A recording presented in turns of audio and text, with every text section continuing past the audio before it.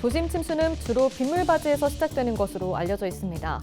집중호우에 대비해 부산 번화가 서면 일대에서 빗물바지 정비가 이루어졌는데 물길을 가로막는 현장도 확인됐습니다. 부산 시민단체들이 가덕도 신공항 부지조성공사의 조속한 재개와 함께 공사 지연 책임이 있는 현대건설에 대한 제재를 촉구했습니다. 27일 부산 등 영남권에 올해 첫 폭염주의보가 발효됐습니다. 28일 비가 내리는 지역은 기온이 잠시 떨어지겠지만 비가 그친 뒤 본격적인 더위가 이어질 전망입니다.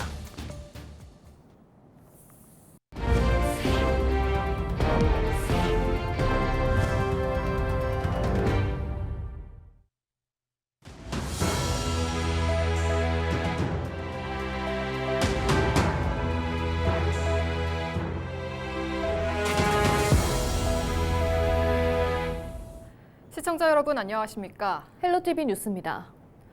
비가 많이 올 때마다 도심이 잠기는 이유, 눈에 잘 안 보이는 빗물바지에도 있습니다. 배수를 가로막는 빗물바지를 포착했습니다. 권정숙 기자의 현장 취재입니다. 하루 수십만 명이 오가는 부산 최대 상권 서면. 거리 곳곳에 담배꽁초가 버려져 있습니다. 혹시나 하고 빗물바지를 열어봤더니 역시나였습니다. 뚜껑을 열자 악취가 코를 찌릅니다. 담배꽁초와 비닐, 스티로폼 등 각종 쓰레기가 엉켜 있습니다. 보이는 대로 쓸고 퍼내도 뚜껑만 열면 또 쏟아져 나옵니다. 삽으로 바닥을 퍼내자 검은 침전물이 마치 찐득한 뻘처럼 변해 있습니다. 이렇게 온갖 쓰레기가 쌓여 막히다 보니 빗물바지 기능을 상실해 결국 침수로 이어지는 겁니다. 지난 봄 1차 정비까지 마쳤지만 몇 달 만에 또다시 지하 쓰레기장이 됐습니다. 담배꽁초는 물론이고 합판, 비닐이고 스티로폴 여러 가지 이물질들이 굉장히 많이 나왔습니다. 상상도 못했는데 직접 오늘 행사를 해보니까 너무 많은 이물질들이 쓰레기가 많이 나서 저도 놀랐습니다. 집중호우로 인한 침수 피해를 막기 위해 민관군이 서면 일대 빗물바지 청소에 나선 현장. 150명 넘게 나섰지만 치워도 다시 쏟아져 나옵니다. 이른바 도심 속 지하 쓰레기통이 된 셈입니다. 환경부 조사 결과 전국 빗물바지 437만여 개 중 청소 점검을 마친 곳은 불과 29%. 빗물바지의 3분의 2가 막히면 침수 면적은 무려 3.3배 늘어난다는 국립재난안전연구원의 연구 결과도 있습니다. 무심코 버리는 쓰레기 하나가 쌓이다 보면 큰 재난으로 이어질 수 있다는 뜻입니다. 비가 오게 되면 집 앞에 있는 냄새를 방지하기 위해서 덮어놓던 비닐 혹은 고무판 덮개를 먼저 한쪽으로 치워주시기 바랍니다. 그러면 최소한도로 30%의 침수 피해를 저지대 주민들은 막게 됩니다. 맨홀 위에 있는 나무 가지 등 생활 폐기물들이 있으면 손으로 살짝만 걷어주셔도. 지난해 하루 300mm가 넘는 집중호우로 1,500여 건에 달하는 침수 피해가 접수된 부산. 당시 배수구를 열어달라는 절박한 목소리도 잇따랐습니다. 배수구가 너무 많이 막혀 있고 우리 시민들의 정말 이렇게 의식이 좀 많이 바뀌어야 할 것 같습니다. 제발 길거리에 빗물바지 주변에 쓰레기라든지 담배꽁초 제발 좀 버리지 마십시오. 그게 큰 재난을 불러일으킵니다. 예방을 통해서 안전하게 올 장마 잘 끝났으면 좋겠습니다. 도심 침수의 원인이 하늘에만 있지는 않습니다. 도심을 잠기게 하는 건 내가 무심코 버린 쓰레기, 작은 담배꽁초 하나일 수 있습니다. 헬로티비 뉴스 권정숙입니다.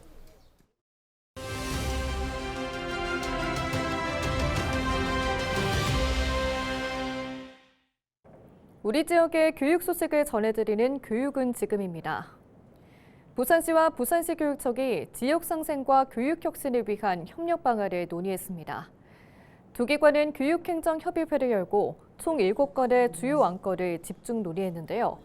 이 자리에선 폐교를 활용한 워케이션 센터 조성과 한국예술종합학교 부산 캠퍼스 조성 등 지역 자산 활용과 연계한 정책을 제안했습니다. 시교육청은 학교시설 개방 확대와 무상급식비 지원을 요청하며 교육환경 개선에 협조를 구했습니다. 부산시교육청과 농협경제지주 부산농협이 청소년 건강과 쌀 소비 촉진을 위한 업무 협약을 체결했습니다.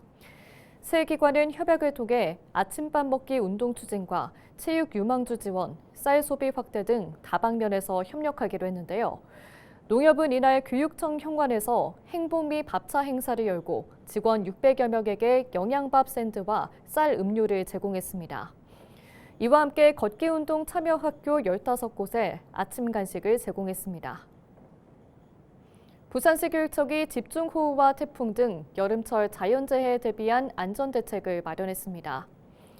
시교육청은 학교 구성원의 안전을 확보하고 시설 피해를 줄이기 위해 재난 예방 교육과 학교 단위 점검을 강화한다고 밝혔는데요.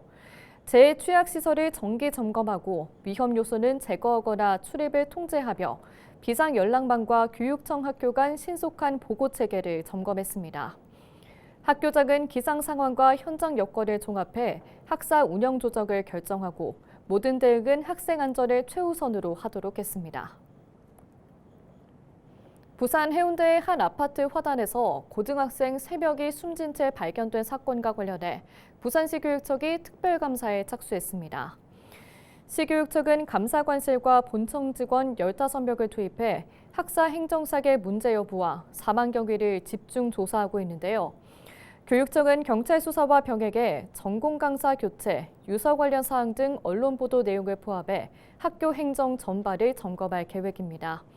지금까지 교육은 지금이었습니다. 부산 시민단체들이 가덕도 신공항 부지조성 공사의 조속한 재개와 함께 공사 지연 책임이 있는 현대건설에 대한 제재를 촉구했습니다. 가덕도 허브공항 시민추진단 등 시민단체는 기자회견을 열고 국토교통부는 즉시 재입찰에 나서야 한다고 주장했습니다. 이와 함께 시민단체는 현대건설이 수의계약법을 위반해 공사를 지연한 책임이 있다며 향후 공공건설사업 참여 제한 등 강력한 페널티를 정부에 요구했습니다. 또 기획재정부가 가덕도 신공항 예산을 대거 불용 처리한 점을 지적하며 내년도 본 예산에 예산을 반드시 반영할 것을 촉구했습니다. 27일 오전 10시를 기해 부산 등 영남권에 올해 첫 폭염주의보가 발효됐습니다. 당분간 낮 최고 기온이 33도 안팎까지 오르며 습도까지 더해져 체감온도는 더욱 높아질 전망입니다. 28일부터는 부산 전역에서 체감온도 33도 이상의 본격적인 더위가 이어질 것으로 보입니다. 기상청은 야외 활동 자제와 수분 섭취, 식중독 예방 등 폭염 피해 예방을 당부했습니다. 한편 28일 비가 내리는 지역은 기온이 잠시 떨어지겠지만 비가 그친 뒤 다시 빠르게 더워질 것으로 전망됩니다. 국내 첫 상업용 원전인 고리 1호기의 해체 절차가 본격화됩니다. 원자력안전위원회는 26일 제216회 원안위 회의를 열어 고리 1호기의 해체를 승인했습니다. 고리 1호기는 1978년 4월 상업운전을 시작해 2017년 6월 영구 정지됐으며 한국수력원자력은 관련 규정에 따라 2021년 5월 원안위의 해체 승인을 신청했습니다. 원안위는 한국원자력안전기술원의 안전성 심사 결과와 원자력안전전문위원회의 사전검토 결과를 바탕으로 최종 해체 계획서 등 신청 서류를 심의한 결과 고리 1호기 해체가 원자력안전법에 따른 기술 기준을 만족함을 확인하고 해체를 승인했습니다.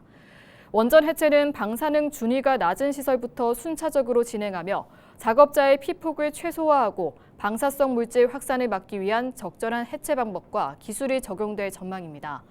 고리 1호기의 해체 비용은 총 1조 713억 원으로 평가됐습니다. 2025 제14회 BFAA 부산국제아트페어와 부산미술제가 백스코에서 개막했습니다. 올해 BFAA 부산국제아트페어에는 부산미술협회 소속 회원으로 지역에서 활동 중인 작가 400명의 작품 3,000여 점이 전시됩니다. 또 김정명 작가의 특별전과 뉴 비아트 청년작가 초청전, 영상미디어 특별전, 후쿠오카 아트페어 교류 특별전 등이 마련됩니다. 아트페어와 함께 열리는 부산미술제는 한국화와 서양화, 조각, 판화, 공예 등 12개 장르의 작품 590여 점이 전시돼 지역 작가들의 다채로운 예술 세계를 만날 수 있습니다. 부산 항만공사가 북극 항로 대응과 친환경 항만 구축을 위한 조직 개편에 나섭니다. BPA는 7월 1일부터 기존 23개 부서를 24개로 확대하고 글로벌 사업단 산하의 북극 항로팀을 신설한다고 밝혔습니다. 또 탄소 중립 정책에 맞춰 에너지 자립 사업팀을 새롭게 꾸리고 메탄올과 수소 등 차세대 연료 기반 벙커링 시스템 구축을 본격 추진합니다.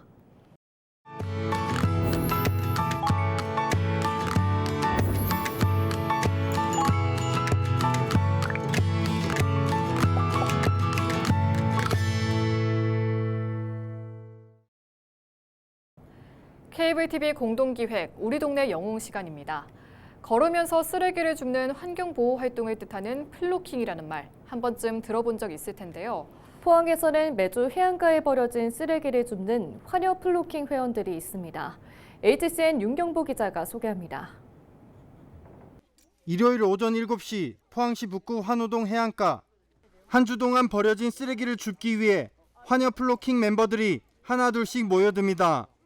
종량제 봉투와 집게를 건네받은 회원들은 익숙한 모습으로 묵묵히 쓰레기를 줍기 시작합니다. 주말 아침마다 운동을 하며 쓰레기를 줍는 일. 일석이조의 효과에 뿌듯함은 덤입니다. 기분도 좋고 그냥 지구도 지키는 게 좋아요. 주말 아침마다 시간을 내 봉사활동을 하는 부모들의 바람은 자식들에게 모범이 되는 것입니다. 같이 봉사활동을 하면 저희 아이가 어디 가서 쓰레기를 줍지는 않더라도 일단 버리진 않는 아이가 되겠다라는 생각으로 모범이 되기 위해서.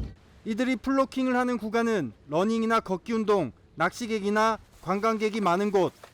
매주 쓰레기를 줍고 있지만 일주일이 지나면 어느새 쓰레기는 제자리입니다.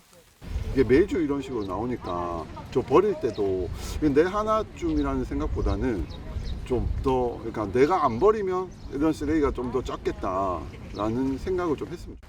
3년 6개월 동안 거르지 않고 쓰레기를 줍는 이들을 본 인근 주민과 상인들에게 이들은 진정한 우리 동네 영웅들입니다.